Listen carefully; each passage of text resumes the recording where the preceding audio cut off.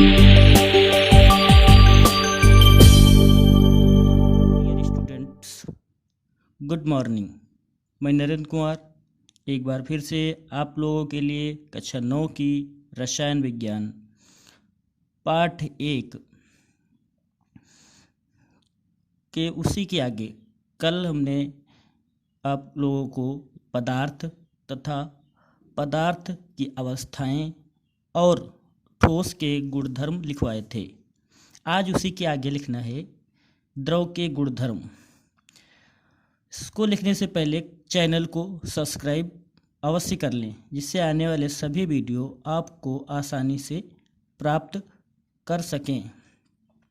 तो द्रव के गुणधर्म हेडिंग डाल लीजिए और लिखिए इसमें द्रव अवस्था में कणों के मध्य की दूरी ठोस की अपेक्षा कुछ अधिक होती है, जिसके कारण संसर्जक बल कुछ कम होता है। इसी कारण द्रव के कण गति करने के लिए स्वतंत्र रहते हैं।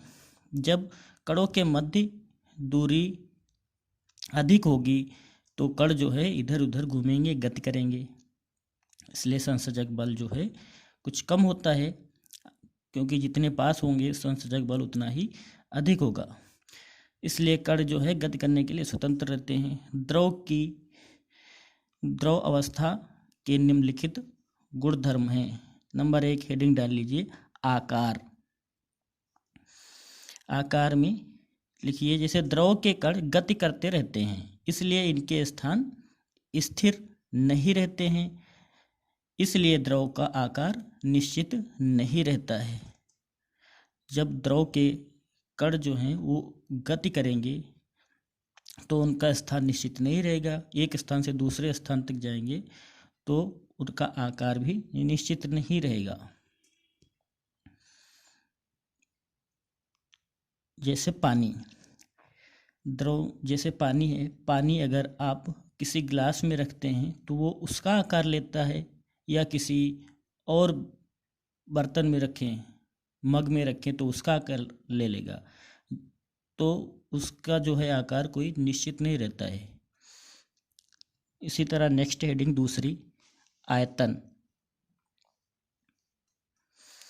आयतन में लिखेंगे द्रव के कण द्रव की सीमा के अंदर ही स्वतंत्रता पूर्वक गति करते हैं। द्रव के कण द्रव की ऊपरी सतह को भेद कर बाहर नहीं जा पाते हैं, इसलिए द्रव का आयतन निश्चित होता है। द्रव किसी भी बर्तन में हो या कोई जो है वस्तु हो उसमें हो, तो जहाँ तक द्रव होता वहीं तक रहते, फैलते नहीं, मतलब बाहर नहीं निकल पाते हैं उससे, तो उनका आयतन जो है निश्चित रहता है। घनत्व हेडिंग डाल लीजिए द्रव में ही घनत्व। द्रव का घनत्व ठोस पदार्थों की अपेक्षा कम होता है। ये हो गए द्रव के गुणधर्म। अब लिखते हैं गैसीय अवस्था के गुणधर्म। तो गैसीय अवस्था के गुणधर्म हेडिंग डाल लेना। गैसीय अवस्था के निम्नलिखित गुणधर्म होते हैं।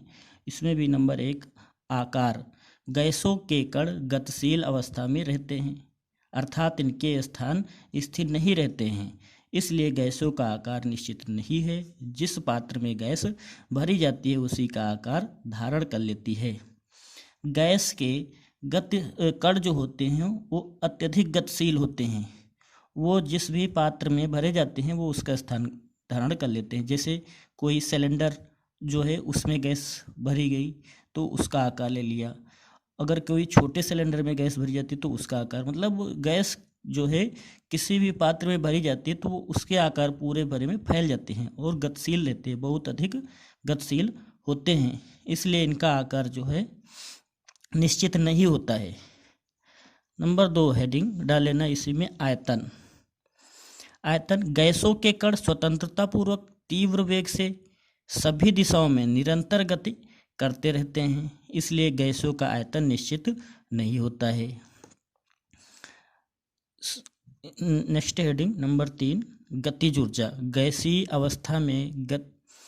अवस्था में कणों की गतिज ऊर्जा सबसे अधिक होती है। गैस के ना तो आकार आयतन कुछ भी निश्चित नहीं होता है, क्योंकि वो उनके कण जो है गतिशील रहते हैं, जिस भी पात्र में रखे जाते हैं उसका आकार लेते हैं, इसलिए गैसों का आकार आयतन निश्चित नहीं होता है। गतिज ऊर्जा जो है ठोस और द्रव से अधिक होती है। गैसीय अवस्था में गैस के कणों में गतिज ऊर्जा सबसे अधिक होती है। तो यह सारे, अब यह आपका टॉपिक ठोस द्रव गैस के गुणधर्म यहीं तक थे। अब इसके आगे नेक्स्ट कल लिखवाएंगे। तब तक इसको नोट करके अध्ययन करें और चैनल को सब्सक्राइब अवश्य कर लें। धन्यवाद।